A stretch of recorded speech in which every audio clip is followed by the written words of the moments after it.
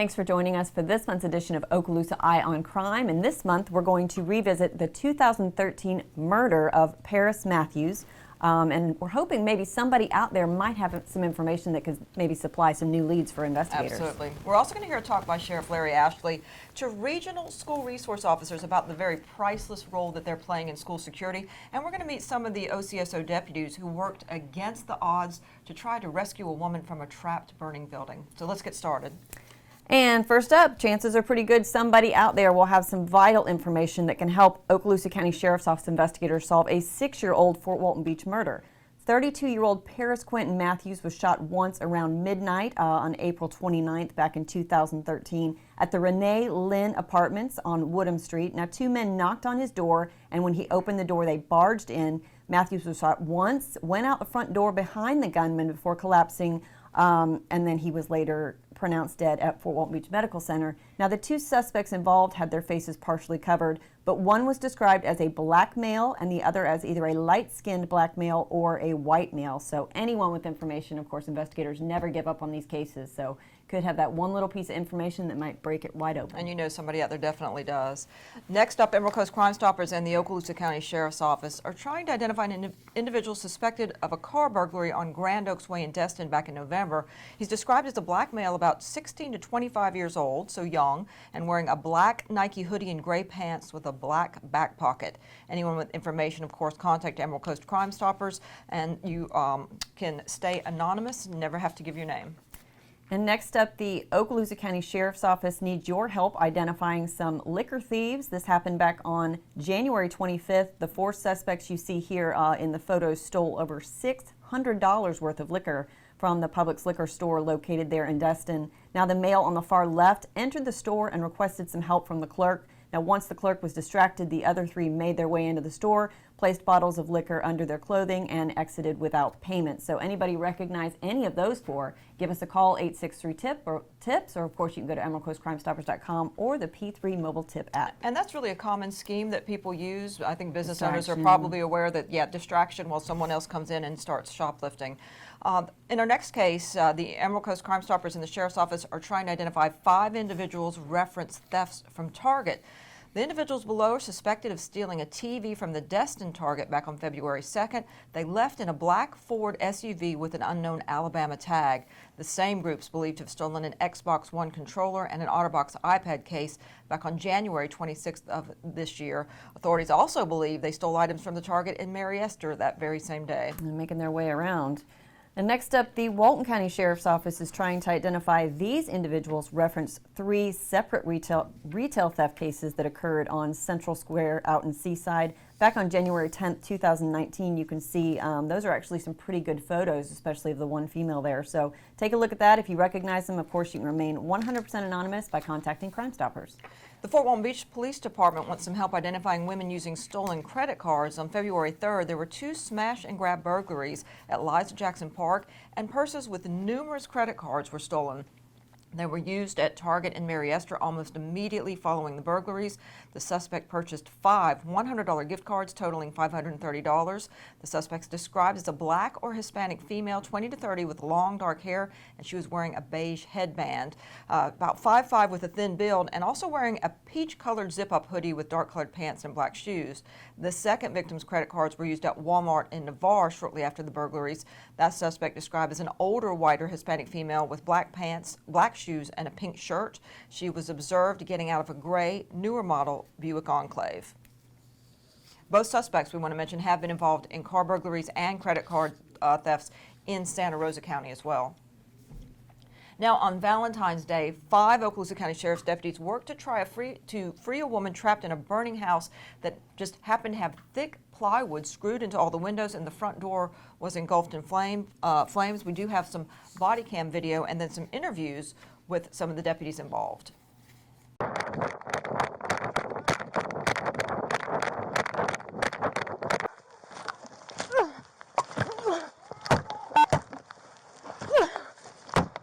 Come on, Missy. Take a break, Missy. Hands to me. Yeah. Hold my light. I got you. Go. Take a breath. Take a breath.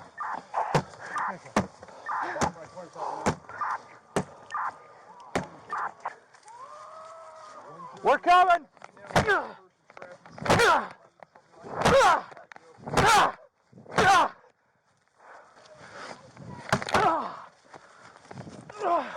Watch out, guys. See if we can get a gun. Do it.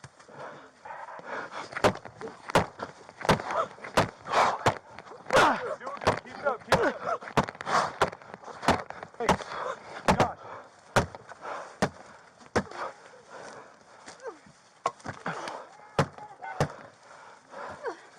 We're trying. Where's that? Control your breathing in there. There you go. Pull it. Here, let me see that. Take a break. Ready? Watch out, Josh.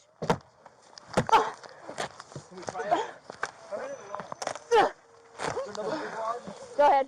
Take it. Got it. There you go.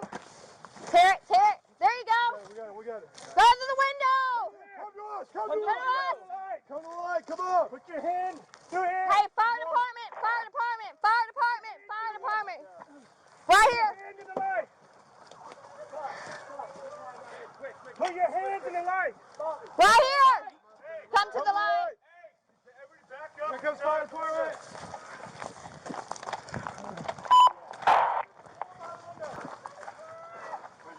She's in the floor by the window. What do you need, Brady? Here. You want up? Come on. Get on me. We can boost you. That's how we get him in. Here you go. Come on. Watch the poker. Give us some light. You good, partner? Where's the nearest ambulance? They're coming. All right. We're going to get her out. Heads up, right behind you. Pull her out. Pull her out when you get her out. Watch your back, son. Come on. Watch out. Wires. Wires. Hey, where's the nearest ambulance car? Where's the nearest ambulance? Step. Where's the nearest Over. Pick him up. Go over. Where's the nearest ambulance? Go. Over here? I don't see one. I'm seeing you. Here. Just put it here. Put it down. Put it down. 277. Go ahead. Stay still. You're not getting out. There. All right. Dispatch, let them know that the ambulance needs to come to Marwalk Stafford. We got one person. 277. We need the EMS to come to Stanford and Malwart. We got one person out. Good job. Huh? Good job. Is she okay? Oh, we don't know yet. She's talking. Man, those plywood is no joke. You help getting out? One of the callers on the scene ended up letting us know that there was a lady stuck in there, and he actually led us over to the window. The citizen that was on scene handed me a crowbar, so I grabbed it and started striking the plywood, and then we all took breaks, swapping.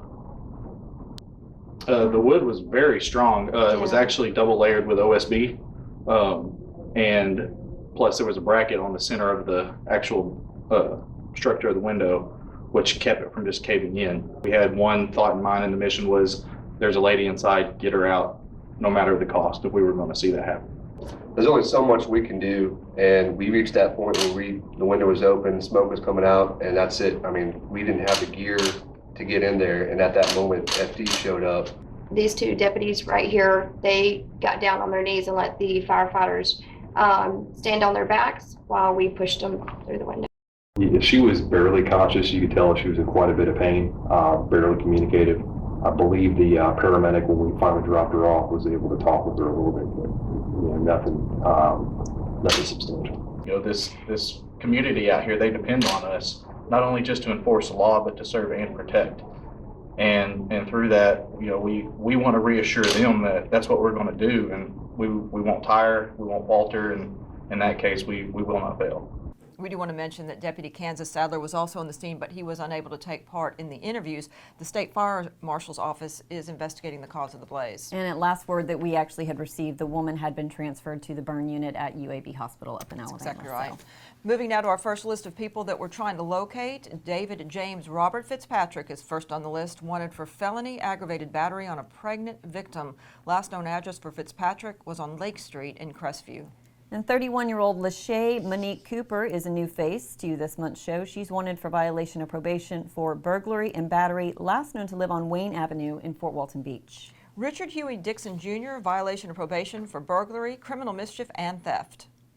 Also, we have Matthew Kyle Estes. He's 34. He's wanted for grand theft of an auto and non-payment of child support. Next up is 47-year-old Lee Morris Grant, who's last known to live on Spencer Drive over in Fort Walton Beach, and he's wanted for violation of probation for battery and child abuse.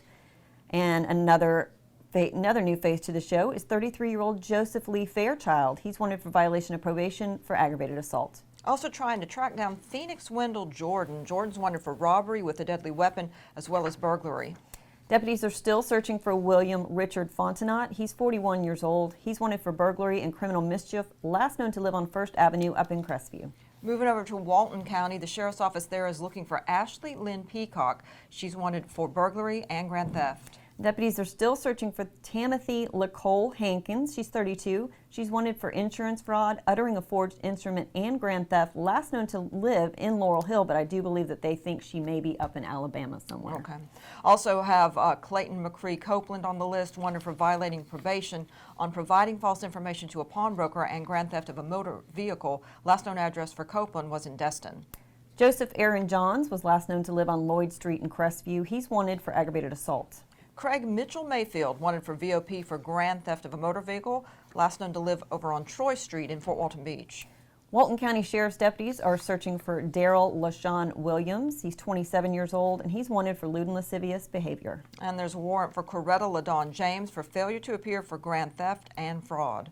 Walton deputies are also searching for 32-year-old James Dexter Jackson for burglary, grand theft, and grand theft of a motor vehicle, last known to live in Freeport. And contact us if you know where to find Evelyn Janice Jones. Jones is wanted for violating probation on charges of grand theft and fraud. And another new fugitive to the show is Anthony Curtis Vila. He's 34 years old. He's wanted for failure to appear for burglary. Devin Earl Jordan is wanted by the Walton County Sheriff's Office for felony violation of probation, last known address, Defuniak Springs. And you can contact Emerald Coast Crime Stoppers if you know where Andrew Allen Costlow might be. He's 27, and he's wanted for violation of probation on the original charge of grand theft of a firearm. Still trying to find Roy Nelson Howland as well. He's wanted for VOP on an original charge of possession of methamphetamine. His last known address was on Harry Adams Road in Holt. And Okaloosa County deputies are searching for Enjoli Rochelle Johnson. She's 34. She's wanted for aggravated battery, and she was last known to live on Mixon Road up in Defuniak Springs. Next up is 27-year-old Reginald Muse, wanted for VOP on grand theft, burglary, and aggravated stalking charges. And this one's a familiar face. We'd really like to locate him, and that's 49-year-old Chad Alford. Walton County actually has a warrant for him for aggravated assault and cause cruel death, pain, or suffering to an animal. He was last known to live on Powell Drive in Niceville. Now we're going to move on to a story that dog lovers will appreciate, and even those of you who aren't dog fanatics like us, I think will appreciate it as well. Right. It started when witnesses spotted two children along Interstate 10 near Holt, and they were in an emergency lane and just happened to have two family dogs by their side that ended up protecting them.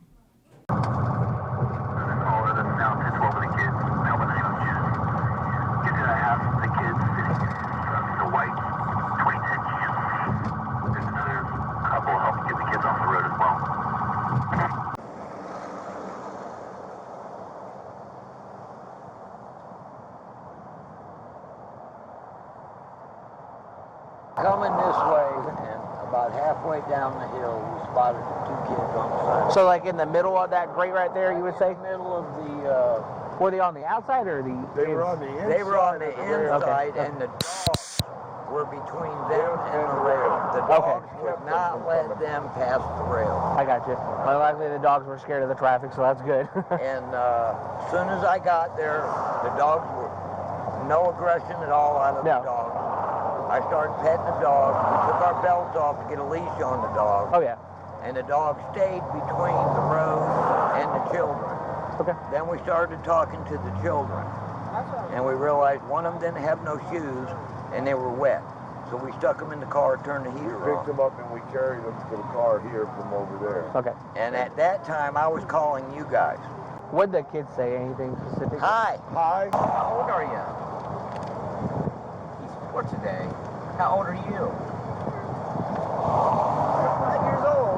You're getting old. GPS signal lost. Oh my goodness, are you hurt there? Dogs don't need to be separated from their children. Them dogs are the reason why They were children not did not get letting across. those Them children. children did not get in this road because of them dogs.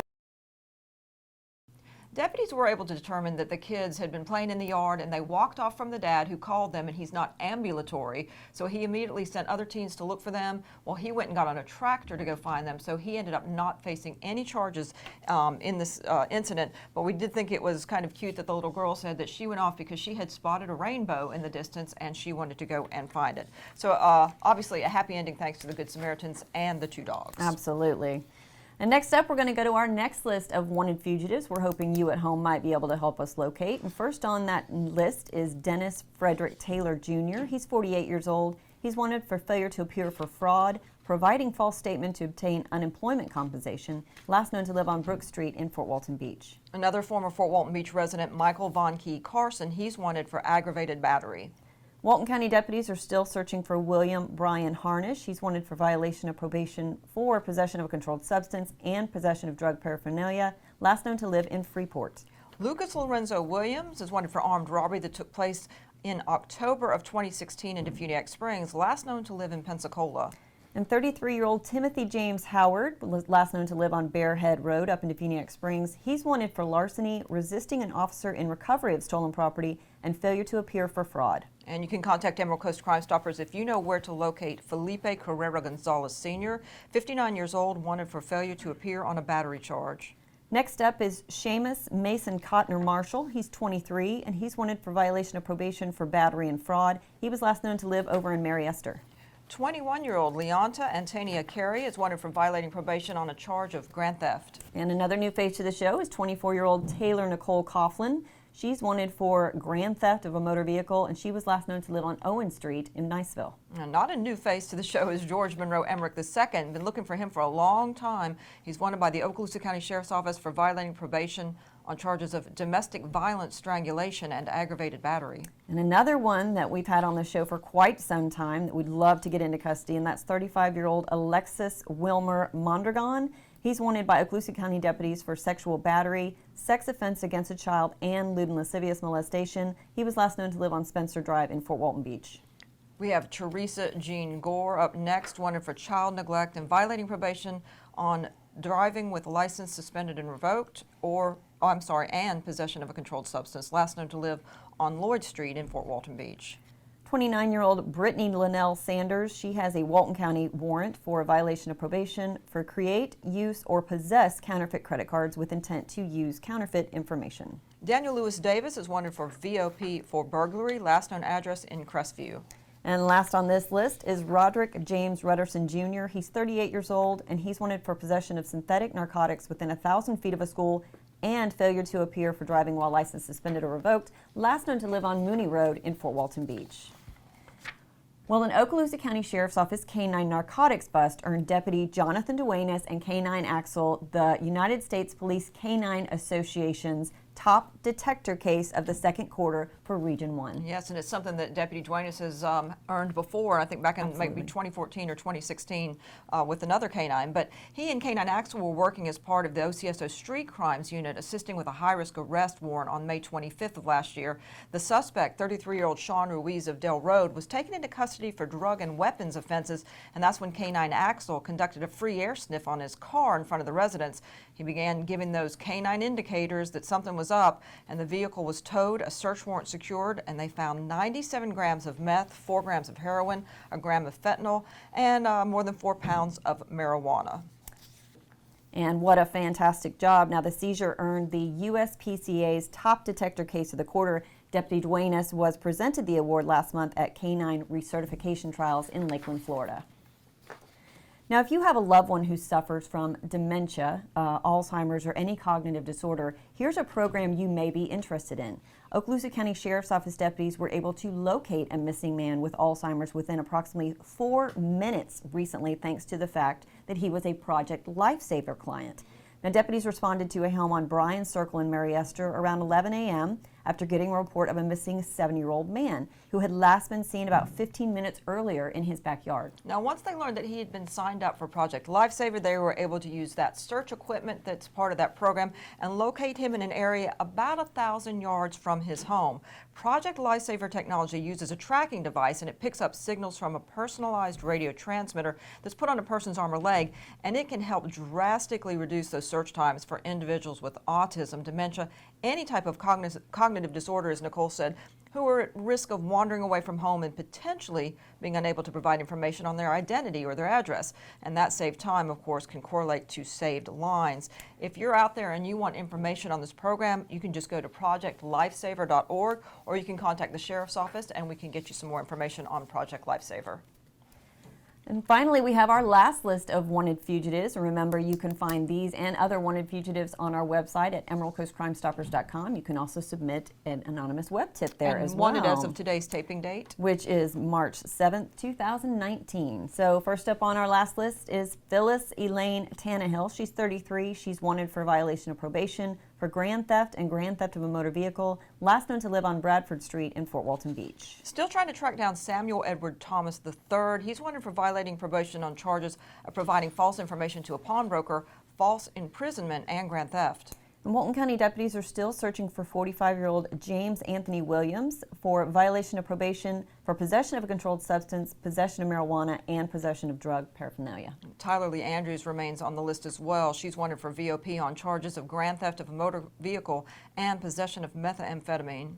Tashawn Coward Sr. is still being sought. He's 42 years old, and he's wanted for driving while license suspended or revoked, as well as non-payment of child support, last known to live on Scranton Street in Fort Walton Beach. The Walton County Sheriff's Office is trying to locate Bobby Jerome Simmons. He's wanted for felony violation of probation, last known address Wetzel Road in Sampson. And another one with a warrant out of Walton County is Herbert Samuel Dugger, and he's wanted for felony violation of probation. And you can contact Crime Stoppers if you know where David Russell Alevras is. He's wanted for VOP, for burglary, and for grand theft. And we're starting to wind down now. That's 24-year-old LaQuinton Rashawn Mitchell. He's wanted for heroin distribution, last known to live in Milligan. Now here's a good case. We'd love to track down this individual, Lethea Lynette Garcia, 45 years old, wanted for fraud and accused of swindling a 77-year-old by using a fake letter from a charitable organization. Last known address for Garcia was in Fort Walton Beach. Deputies are still searching for 33-year-old Eric Dwayne Russell. He's wanted for burglary and larceny. A new face on the show, Lamontre Trevor Powell, 35 years old, wanted for aggravated battery on a pregnant victim.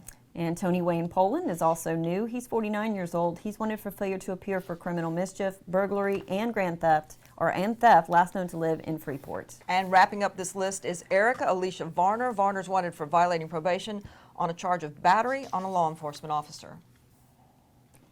Now, nearly 100 school resource officers from across Northwest Florida attended a training class hosted by the Okaloosa County Sheriff's Office SROs and Crisis Systems Management Consultants called Crisis Response to the School Rampage Shooter. And that was a mouthful, but Okaloosa Sheriff Larry Ashley, who of course is a major advocate of SROs and a governor-appointed member of the Marjorie Stoneman Douglas High School Public Safety Commission, he made opening remarks at this event, and he spoke very bluntly about the need to train, prepare, and be ready mentally, spiritually, and emotionally if the worst should happen. So this video captures some of those remarks.